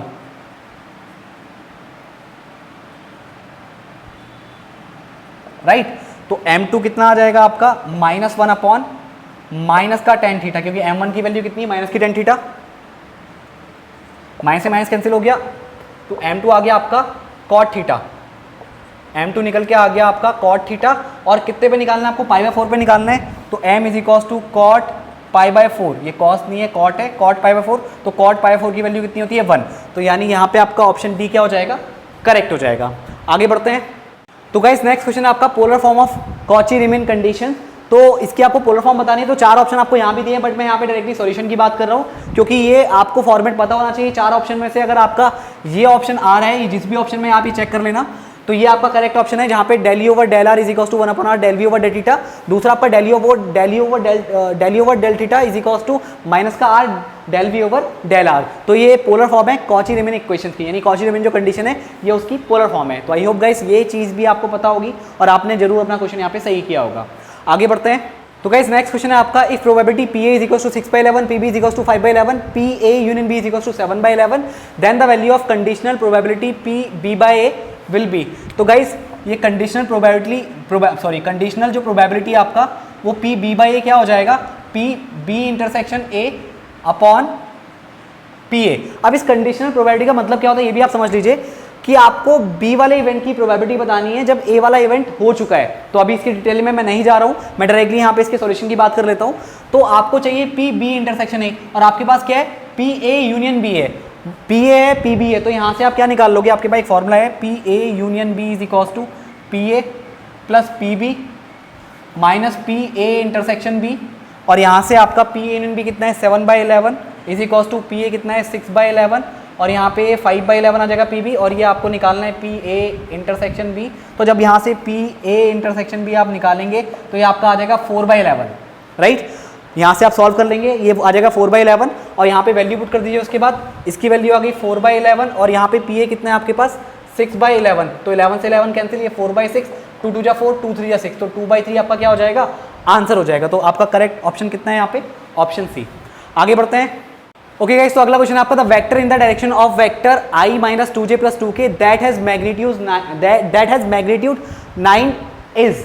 मतलब आपको बोल रखा है कि एक आपका वेक्टर है, the vector in the direction of the vector, यानी इस वेक्टर के डायरेक्शन में आपको एक वेक्टर दे रखा है और जिसका मैग्नीट्यूड कितना है 9 है। तो आप क्या काम कीजिए, इसको बहुत आसानी से निकाला जा सकता है। ये जो वेक्टर आपको दिया है इसका यूनिट वेक्टर निकाल दीजिए। मान लीजिए ए वेक्टर आपका ये हो गया i minus 2j plus 2k, right. ये आपको वेक्टर दिया है, इसका यूनिट वेक्टर जब आप निकालेंगे तो कितना हो जाएगा, i minus 2j plus 2k, और अपॉन में इसका मॉडुलस, यानी ये आपका आ जाएगा 1, यहाँ इसका कोएफिशिएंट 1, 1 का स्क्वायर 1, फिर माइनस 2 का स्क्वायर 4, और ये 2 का स्क्वायर 4, तो ये कितना आ गया आपका, और ये आपका निकला यूनिट वेक्टर। अब आप क्या करेंगे, इसका मैग्नीट्यूड कितना है 9 है, तो ये कितना निकल के आया i minus 2j plus 2k, upon में कितना आ जाएगा 4 4 8 और 1 9, 9 का स्क्वायर रूट निकालेंगे 3 आ जाएगा, और आपका इसका मैग्नीट्यूड कितना रखा है, तो जितना ही आपको मिला है, जितना आपने सॉल्व किया है, इसको 9 से मल्टीप्लाई कर दीजिए, तो 3 3 जा 9, तो ये कितना आ जाएगा 3 इंटू में i minus 2j plus 2k। और ये आपका क्लास 12 से क्वेश्चन पूछा गया है, और वेक्टर का बहुत ही बेसिक सा क्वेश्चन है आपका, जहाँ पे यूनिट वेक्टर का कॉन्सेप्ट लग रहा है और आपने उसका आंसर निकाल दिया। ये डायरेक्टली एनसीईआरटी के क्वेश्चन से क्वेश्चन उठाया गया है आपका क्लास 12 से, राइट। तो इसका करेक्ट ऑप्शन हो जाएगा ऑप्शन बी। तो आगे बढ़ते हैं। नेक्स्ट क्वेश्चन है आपका, the P I of the following differential equation will be D square plus 1 फिर y is equal to cos x. तो इसमें आपको पी आई निकालना है। तो गाइस क्या करेंगे आप, पी आई आपका डायरेक्टली कितना हो जाएगा 1 अपॉन डी स्क्वायर प्लस 1 और ये आपका कॉस एक्स। तो यहाँ पे x का कोएफिशिएंट कितना है 1 है, तो यहाँ पे आप इसको जब रिप्लेस करेंगे डी स्क्वायर को, ये हो जाएगा माइनस का, यहाँ पे अगर ए कॉस ए एक्स होता तो ये होता माइनस का ए स्क्वायर प्लस 1 और ये हो जाता है यहाँ पे कॉस एक्स, राइट। मतलब कॉस एक्स आगे आ जाता, ऐसे समझ लीजिए, कॉस ए एक्स आगे आ जाता। तो यहाँ पे यही फॉर्मूला मैं अप्लाई करने वाला हूँ, ठीक है। मतलब मैं यहाँ पे इसके कोफिशिएंट को यहाँ पे डी स्क्वायर पे रिप्लेस करूँगा कुछ इस तरह से, ठीक है। नेगेटिव ए का स्क्वायर नहीं है, नेगेटिव इंटू ए का स्क्वायर है। तो इस फॉर्मेट को आप ध्यान रखेंगे। तो यहाँ पे जब मैं इसको रिप्लेस करूँ तो कितना हो जाएगा, देखिए ये आपका आ जाएगा, ध्यान दीजिएगा, कॉस एक्स आप आगे करेंगे फिर 1 अपॉन ये माइनस 1 का स्क्वायर प्लस 1। अब माइनस 1 का स्क्वायर यानी माइनस 1 प्लस 1, ये क्या हो गया 0 के इक्वल हो गया। तो यानी यहाँ पे थोड़ा सा गड़बड़ हो गई, यहाँ पे बात नहीं बन पाई। तो आप क्या करेंगे नॉर्मली, जब ऐसे 0 के फॉर्मेट बने, जब ऐसे मैंने अभी सॉल्व किया 0 का फॉर्मेट बना, तो उसमें आप क्या करेंगे, इसको डिफरेंशिएट कर देंगे। तो ये कितना हो जाएगा 2d और यहाँ पे आपका कॉस एक्स ही रहेगा। अब आप क्या कीजिए, ये 1/2 तो आपका बाहर आ जाएगा और ये हो जाएगा 1/d और इसको कॉस एक्स में आप ऑपरेट कर दीजिए। तो 1/d का मतलब इस पूरे फॉर्मेट का मतलब यहाँ पे ये हो गया कि आपको कॉस एक्स का इंटीग्रेशन करना है। अगर यहाँ पे d इंटू में कॉस एक्स होता तो इसका मतलब होता है कि आपको कॉस एक्स को डिफरेंशिएट करना है, ऐसा फॉर्मेट देखे तो। और यहाँ पे 1/d इंटू कॉस एक्स दिखे, मतलब कॉस एक्स को आपको इंटीग्रेट करना है। तो ये आपका हो गया 1/2 कॉस एक्स dx, यानी ये आपका आ जाएगा 1/2 कॉस एक्स का इंटीग्रेशन साइन एक्स प्लस का ही होता है। तो इसका आंसर कितना आ जाएगा 1/2। अच्छा एक सेकेंड, एक चीज़ मैंने मिस कर दी। तो जब आप इसको डिफरेंशिएट करेंगे तो यहाँ पे आपका x वाला टर्म मल्टीप्लाई में आ जाता है। अगर इसके बाद भी आपका फिर से 0 की फॉर्म बनती, मतलब ऐसा फॉर्म नहीं आता, तो फिर से अगर आपकी कुछ फॉर्म इस तरह की निकल के आती, फिर से आप x का कोएफिशिएंट जो आ गया उसको पुट करते और फिर से 0 का फॉर्म बनता, तो आपको फिर से क्या करना पड़ता, नीचे वाले को डिफरेंशिएट करना पड़ता और यहाँ पे एक x और मल्टीप्लाई हो जाता, तो वहाँ पे x² आ जाता। फिलहाल उसकी जरूरत नहीं पड़ी, तो यहाँ पे एक x आपका मल्टीप्लाई में भी आ जाएगा, ये आप ध्यान रखेंगे। और जब आप इसको इंटीग्रेट करेंगे तो आपका साइन x आ जाएगा और यहाँ पे 1/2 इंटू एक्स कितना हो जाएगा x/2 इंटू साइन x, यानी करेक्ट ऑप्शन आपका क्या हो जाएगा ऑप्शन डी। तो चलिए आगे बढ़ते हैं। तो गाइस अगला क्वेश्चन है आपका, the generator of a group G is equals to curly bracket के अंदर आपका a square a cube a4 a की पावर 5 a की पावर 6 और ये आपका आइडेंटिटी के इक्वल है, मतलब a की पावर 6 पे आपको आइडेंटिटी मिल रही है। तो आपको बताना है कि इसका जनरेटर कौन है, ठीक है। 4 ऑप्शन आपको दिख रहे होंगे यहाँ पे। तो इसमें आप करेंगे क्या, जैसे आपको a की पावर 6 पे आइडेंटिटी मिल रही है, राइट। तो यहाँ पे सबसे पहली चीज, यहाँ पे a तो आपका जनरेटर होगा ही होगा, राइट, क्योंकि आपको अब क्या ढूंढना है यहाँ पे, इनमें आपको जो यहाँ पे ढूंढना है वो क्या ढूंढना है कि जो 6 के लिए को प्राइम हो। एक a तो होगा ही होगा उसमें। अब 2 और 6 को प्राइम नहीं है, 3 और 6 को प्राइम नहीं है, राइट, 4 और 6 भी को प्राइम नहीं है। अब बचा 5 और 6, तो 5 और 6 यहाँ पे को प्राइम होंगे, तो यानी यहाँ पे आ जाएगा आपका a की पावर 5। तो इसके जनरेटर कौन होंगे, a एंड a की पावर 5। तो यहाँ पे करेक्ट ऑप्शन क्या हो जाएगा ऑप्शन बी। तो आई होप गाइज आपको ये क्वेश्चन समझ में आ गया होगा। ओके गाइज, तो अभी ये 2 क्वेश्चन आप यहाँ पे स्क्रीन पे देख रहे होंगे। तो ये 2 क्वेश्चन भी बहुत बिल्कुल डायरेक्ट पूछे गए हैं आपसे। जैसे a ring is said to be a Boolean ring if for all a belongs to r। तो यहाँ पे इसकी कंडीशन क्या होगी, a square is equals to a।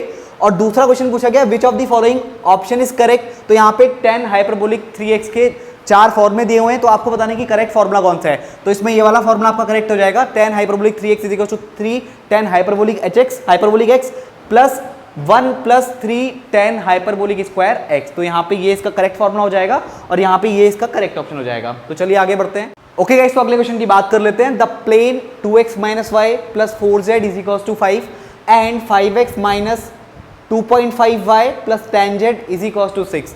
अब आपको बताना है कि जो 2 प्लेन है ये किस टाइप के, पैरेलल है, म्यूचुअली परपेंडिकुलर है, इंटरसेक्ट एट y एक्सिस है, या पासेस थ्रू 0 0 5.4 है, राइट। अब आपको ये 2 प्लेन दे रखे हैं। तो सबसे बेसिक आप क्या चेक कर सकते हो इसमें कि अगर आप इनके डायरेक्शन रेशियो देखो, इसका 2 इसका 1, इसका 2 है, इसका -1 है, इसका 4, और इस वाले प्लेन की डायरेक्शन रेशियो क्या है 5 2.5 माइनस का और आपका 10। अब अगर यहाँ पे पैरेलल होंगे तो इनके डायरेक्शन रेशियो क्या होंगे, प्रोपोर्शनल होंगे, यानी कि 2/5 is equals to minus 1 upon minus का 2/5 इज इक्वल्स टू 4/10। तो इसको सॉल्व करेंगे तो कितना आएगा 1/2.5, नेगेटिव से नेगेटिव कट गया तो 1/2.5 और 2 2 जा 4 2 5 जा 10, तो ये भी कितना आ गया 2 1 जा 2, फिर 2.5 टाइम ये भी कट जाएगा, राइट। मतलब ये भी कितना आ जाएगा 1/2.5 आ जाएगा। यार पूरा सिंप्लीफाई करते हो आप नॉर्मली, अगर ये पॉइंट वाले फ्रैक्शन नहीं रहने देते हो या तो ऐसे चेक कर लो या फिर ये 2/5 की फॉर्म में रहने दो।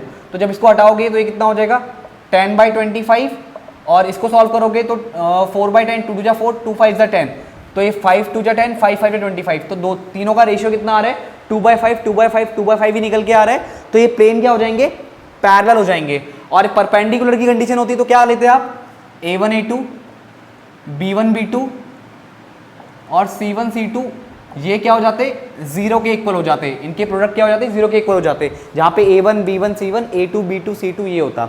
बाकी ये दो कंडीशन तो यहाँ पे नहीं मैच करने वाली, क्योंकि यहाँ से आप अभी कोई इसका आइडिया नहीं लगा सकते। तो ये दो कंडीशन आप आराम से चेक कर सकते हो। सबसे पहली कंडीशन, क्योंकि ये जनरली आप जब भी क्वेश्चन देखोगे तो उसमें ये कंडीशन बहुत इजीली लगाई जा सकती है कि आप डायरेक्शन रेशियो निकालो और वहाँ पे कंडीशन चेक कर लो कि पैरेलल है या परपेंडिकुलर है। तो यहाँ पे करेक्ट ऑप्शन क्या हो जाएगा आपका, ऑप्शन ए हो जाएगा। तो चलिए बढ़ते हैं अगले क्वेश्चन की ओर। ओके गाइस, तो नेक्स्ट क्वेश्चन है आपका, ध्यान दीजिएगा, ये बहुत सिंपल सा क्वेश्चन है। The acute angle between two lines whose direction ratios are 236 and 122। तो ये भी बहुत सिंपल सा क्वेश्चन है। तो अगर आपको याद हो कि एंगल कैसे निकाला जाता है, जैसे आपके दो वेक्टर्स होते हैं तो दो वेक्टर का एंगल कैसे निकाला जाता है, आपको फॉर्मूला अगर पता हो a vector dot b vector is equals to a का मॉडुलस इंटू बी का मॉडुलस और यहाँ पे कॉस थीटा। अब यहाँ पे वेक्टर फॉर्म तो आपको दिए नहीं है, तो अगर मैं इसका कॉस थीटा का फॉर्मूला डायरेक्शन रेशियो के टर्म में निकालूं तो वो यहीं से बन जाएगा। तो यहाँ पे कॉस थीटा कितना आ जाएगा a vector dot b vector upon में ए का मॉडुलस और बी का मॉडुलस, राइट। तो यहाँ पे जब आप ए वेक्टर डॉट बी वेक्टर निकालेंगे तो ये दोनों ये निकल के आएगा फाइनली। ये जो दो आपको लाइंस के डायरेक्शन रेशियो दिए हुए हैं इनका आपस में मल्टीप्लाई कर देंगे, जैसे A1 A2 plus B1 B2 plus C1 C2 upon यहाँ पे हो जाएगा A1 का स्क्वायर प्लस B1 का स्क्वायर प्लस C1 का स्क्वायर और यहाँ पे A2 का स्क्वायर इंटू में प्लस B2 का स्क्वायर प्लस C2 का स्क्वायर। अब सॉल्व कर दीजिए तो यहाँ पे कितना आ जाएगा A1 कितना है आपका 2 और यहाँ पे A1 तो 2 1 जा 2 प्लस 3 इंटू 2 6 और 6 इंटू 2 12 अपॉन में कितना आ जाएगा 2 का स्क्वायर 4 3 का स्क्वायर 9 और 6 का स्क्वायर 36 और फिर इंटू में आपका 1 का स्क्वायर 1 2 का स्क्वायर 4 और 2 का स्क्वायर 4। तो जब इसको सॉल्व करेंगे आप तो ये आपका आ जाएगा 6 2 8 12 8 20 अपॉन 9 4 ये आपका हो गया 36 4 40 और ये 49। तो रूट 49 कितना हो जाएगा आपका 7 का स्क्वायर, तो यानी 7 आ गया और ये आपका आ जाएगा 4 4 8 और 1 9, यानी रूट ऑफ 9 कितना हो जाएगा 3। तो ये आपका आ गया cos theta is equal to 20/21 और थीटा यहाँ से निकल के आ जाएगा कॉस इनवर्स 20/21। तो आपका करेक्ट ऑप्शन हो जाएगा ऑप्शन बी। ओके, तो चलिए नेक्स्ट क्वेश्चन की बात करते हैं। नेक्स्ट क्वेश्चन है गाइस आपका, the value of integration sine square x minus cos square x upon में sine square x into cos square x dx is. तो गाइस ये क्लास 12 जो आपकी क्लास 12th में इंटीग्रेशन है उसकी सेकंड या थर्ड एक्सरसाइज से यानी 7.2 या 7.3 से क्वेश्चन उठाया हुआ है और ये मल्टीपल चॉइस क्वेश्चन का पार्ट है। तो ये क्वेश्चन आपको बहुत आसान और बहुत सिंपल तरीके से आपने इसको किया होगा और ये बहुत सिंपल ही क्वेश्चन है, कुछ ज़्यादा नहीं करना है आपको। साइन स्क्वायर एक्स के नीचे sign square x into cos square x को ले जाना है, सिमिलरली कॉस स्क्वायर एक्स के नीचे sign square x into cos square x को ले जाना है। तो होगा क्या, जब आप इसको सेपरेट करोगे तो ये साइन स्क्वायर एक्स, मतलब डायरेक्ट क्वेश्चन वहाँ से उठाया गया है, इसमें बिल्कुल भी दिमाग नहीं लगाया कि कैसा क्वेश्चन घुमाना चाहिए, तो बिल्कुल डायरेक्ट आपसे यहाँ पे क्वेश्चन पूछ दिया गया है। तो यहाँ पे dx और उसके बाद कॉस स्क्वायर एक्स के नीचे भी ले जाइए sign square x into cos square x dx। अब देखो क्या करेंगे आप, साइन स्क्वायर एक्स से साइन स्क्वायर कैंसिल हो गया तो 1 अपॉन कॉस स्क्वायर एक्स कितना हो जाएगा सेक स्क्वायर एक्स और माइनस और ये कितना आ गया कॉस स्क्वायर एक्स से कॉस स्क्वायर कैंसिल हो गया और ये sine 1 upon sine square x कितना हो गया कॉसेक स्क्वायर एक्स dx। अब ये डायरेक्ट फॉर्मूला है आपका, सेक स्क्वायर एक्स का इंटीग्रेशन होता है tan x and cosec square x का इंटीग्रेशन होता है माइनस का कॉट एक्स। तो नेगेटिव यहाँ पे और ये माइनस का कॉट एक्स, तो ये आपका लास्ट में c ऐड कर दीजिए तो ये कितना हो जाएगा tan x plus cot x plus c। Okay, तो आपका करेक्ट ऑप्शन हो जाएगा यहाँ पे tan x plus cot x, tan x plus cot x plus c। तो ऑप्शन बी आपका क्या हो जाएगा करेक्ट हो जाएगा। तो चलिए आगे बढ़ते हैं। ओके गाइस, तो अगले क्वेश्चन की बात कर लेते हैं और ये क्वेश्चन आपका क्लास 11th की एनसीईआरटी बुक से उठाया हुआ है। The range of the function, ये आपका फंक्शन है रूट के अंदर 16 माइनस एक्स स्क्वायर, तो एफ एक्स आपका हो जाएगा रूट के अंदर 16 माइनस एक्स स्क्वायर। अब आपको इसकी रेंज बतानी है, राइट। अब इसमें दो चीज़ें होती हैं जो एनसीईआरटी में आपने पढ़ा है, उसमें एक तो था रेंज और एक था आपका डोमेन। डोमेन में आपका कि आप एक्स की वैल्यू क्या पुट कर सकते हो। तो गाइज आप एक्स की वैल्यू ऐसी पुट करोगे कि रूट के अंदर नेगेटिव ना आए। अगर रूट के अंदर नेगेटिव आ गया तो ये इमेजिनरी नंबर बन जाएगा, राइट। तो आप क्या करेंगे, यहाँ पे आप क्या रख सकते हैं, आप यहाँ पे 1 रख सकते हैं, 0 रख सकते हैं, 1 रख सकते हैं एक्स की जगह, 2 रख सकते हैं, 3 रख सकते हैं, नहीं 2 रख सकते हैं। आपका 2 टू जा कितना आ जाएगा, 4 आ जाएगा। अगर 2 से आप 0.00001 भी रखते हैं आगे, तो ये वैल्यू 16 से बड़ी आ जाएगी। सॉरी एक सेकेंड, आप 2 रखेंगे, 2 का स्क्वायर 4, 16 माइनस 4 करेंगे, अभी भी रख सकते हैं आप आगे, 3 रख सकते हैं, 4 रख सकते हैं, तो 4 चक्को 16, 16 माइनस 16 0। अब आप मैक्सिमम मतलब इससे आगे आप बढ़ेंगे 4.00001 भी आगे बढ़ते हो तो ये वैल्यू कितनी हो जाएगी, 16 से ज़्यादा हो जाएगी। और फिर 16 माइनस 16 से ज़्यादा तो रूट के अंदर नेगेटिव आ जाएगा, तो इतनी वैल्यू आप नहीं रख सकते। मतलब कहाँ तक रख सकते हो आप, 0 से लेके 4 तक रख सकते हो। बट एक और चीज़, अगर आप वैल्यू यहाँ पे x की नेगेटिव भी रखते हो तो भी आपका चल जाएगा थोड़ा सा। कैसे, आप -1 रखो तो -1 का स्क्वायर +1 होगा, आप -2 रखो, -2 का स्क्वायर प्लस का 4 आएगा, तो 16 माइनस 4 फिर भी आपका पॉजिटिव आ रहा है। -3 रखो, -3 रखो तब भी कितना आएगा, 9 आएगा प्लस का। उसके बाद -4 रखोगे तब प्लस का 16 आएगा, 16 माइनस 16 0। तो आप देख रहे हो 0 1 2 3 4 -1 -2 -3 -4 ये रख सकते हो। और इनके बीच में और भी बहुत सारे इनफाइनाइट रियल नंबर हैं, जैसे 0.00011 1.0000025। मतलब इन नंबर्स जो आप देख रहे हैं तो मैं नॉर्मली इंटीजर्स लिए हैं, ये आपको बोला गया रियल। यहाँ पे अगर कुछ भी डिफाइन नहीं किया तो आप यहाँ पे रियल नंबर एक्स की वैल्यू एज्यूम कर लीजिए और कुछ भी आप वैल्यू पुट कीजिए। मतलब ये मैंने यहाँ पे सिर्फ इंटीजर लिए हैं, आप इनके बीच की पॉइंट वाली कोई सी भी वैल्यू उठा सकते हो, तो आप यहाँ पे रख सकते हो। तो आपकी जो आपका डोमेन है वो फिक्स हो गया। तो डोमेन कितना आ गया, आप -4 से लेकर के +4 के बीच में कोई भी रियल नंबर उठाओ और इसमें डाल सकते हो। तो आपका इसके लिए क्या आएगा, जो आपका फंक्शन की वैल्यू आएगी वो रूट के अंदर नेगेटिव नहीं आ रही है, मतलब डोमेन आपका क्या हो गया, -4 से +4। अब बात ही आती है कि आपका रेंज कितना आएगा। रेंज होता क्या है कि जो आप डोमेन रख रहे हो तो उसमें जो आपका एफ निकलने वाला है वो उसकी रेंज क्या है, मतलब वो कहाँ से कहाँ तक आपका आ सकता है, मिनिमम से मैक्सिमम कितना हो सकता है, उसकी आपको आपको रेंज बतानी है, ठीक है। तो यहाँ पे इसकी रेंज हम जब निकालेंगे एफ की तो क्या होगा, देखो आप जब आप 0 रख रहे हो तो आपको वैल्यू क्या मिल रही है, 4 मिल रही है। जब आपने x को 0 रखा तो आपको वैल्यू क्या मिली, 4 मिली। अब आप अगर 1 रखते हो तो आपको रूट कितना मिल रहा है, रूट 15, ठीक है। रूट 15 जो कि क्या है आपका 4 से छोटा है, तो हमें एक मैक्सिमम वैल्यू मिल चुकी है जो एफ की, वो क्या है 4 है। चाहे अगर मैं नेगेटिव से उठा के देखूँ, अगर मान लो मैं यहाँ पे रखूँ आपका 0 मैंने रखा तो मुझे 4 मिला, अगर मैं 1 रखूँ तो मुझे रूट 15 मिल रहा है, अगर मैं -1 रखूँ तब भी रूट 15 मिलेगा, अगर मैं 2 रखूँ तो रूट 12, जो आप यहाँ पे 2 रखोगे x की वैल्यू तो कितना मिलेगा, 12 में से 4 गया, रूट 12। और अगर माइनस का 2 रखोगे तब भी रूट 12 मिलेगा। जो वैल्यू 3 पे मिलेगी वही वैल्यू -3 पे मिलेगी, जो वैल्यू 4 पे मिलेगी वही वैल्यू -4 पे मिलेगी। यानी कि इन दोनों पे वैल्यू आपको क्या मिलने वाली, 0 मिलने वाली है। इन दोनों पे वैल्यू आपको क्या मिल रही है, 0। जब आप x को यहाँ पे 4 या -4 रखोगे तो वैल्यू 0 मिलेगी। और मैक्सिमम वैल्यू कब मिल रही है आपको, जब आप x की वैल्यू 0 पुट कर रहे हो। तो आपको यहाँ पे मिनिमम वैल्यू 0 मिली और मैक्सिमम वैल्यू 4 मिली। यानी बाकी जो आपकी रेंज होगी इसमें आपको 0 से लेके 4 के बीच की वैल्यूज मिलेंगी, जहाँ पे मिनिमम वैल्यू 0 और मैक्सिमम वैल्यू 4 है, और ये मिल रही है आपको, तभी मैंने यहाँ पे क्लोज इंटरवल लगाया है। और यहाँ पे डोमेन में आप इन सारी वैल्यू को रख सकते हो इंक्लूडिंग -4 और 4, तब मैंने यहाँ पे क्लोज इंटरवल लगाया है। तो ये तो हो गया आपका डोमेन, बट आपसे पूछा गया है रेंज, तो आपका आंसर क्या हो जाएगा, ये वाला, राइट। तो यहाँ पे करेक्ट ऑप्शन क्या हो जाएगा आपका, ऑप्शन सी। और अगर डोमेन पूछता तो डोमेन क्या होता, -4 से 4। आई होप गाइज आपको ये क्वेश्चन जरूर समझ में आया होगा। चलिए आगे बढ़ते हैं। ओके गाइज, तो अगला क्वेश्चन है आपका, if f x is equals to x sine x, तो आपको फाइंड करना है f dash π/2 is equals to. तो देखिए गाइज, एफ एक्स है, आपको एफ डैश एक्स यहाँ पे निकाल लीजिए, एक्स साइन एक्स है तो यहाँ पे प्रोडक्ट रूल लग जाएगा, और ये आपका एक्स का डिफरेंशिएशन 1 और sine x as it is रहेगा, प्लस अब एक्स को छोड़ साइन एक्स को छोड़ दीजिए, आपने एक्स का किया और साइन एक्स का x का डिफरेंशिएशन किया तो 1 आया, sin x आपने छोड़ दिया, अब आप x को छोड़ दीजिए, sin x का डिफरेंशिएशन हो जाएगा cos x, ठीक है। अब आपको f डैश पाई बाई 2 निकालना है, तो f डैश पाई बाई 2 आपका कितना निकल के आ जाएगा, 1 into sine pi by 2 plus pi by 2 into cos pi by 2, right. तो साइन पाई बाई 2 1 के इक्वल होता है, तो 1 into 1 plus pi by 2 into cos 90, यानी कॉस पाई बाई 2 कितना होता है 0, तो आपका आंसर कितना आ जाएगा 1। तो यानी कौन सा ऑप्शन करेक्ट हो जाएगा, ऑप्शन डी आपका राइट हो जाएगा। तो चलिए आगे बढ़ते हैं। ओके गाइस, तो ये आपका लास्ट क्वेश्चन है।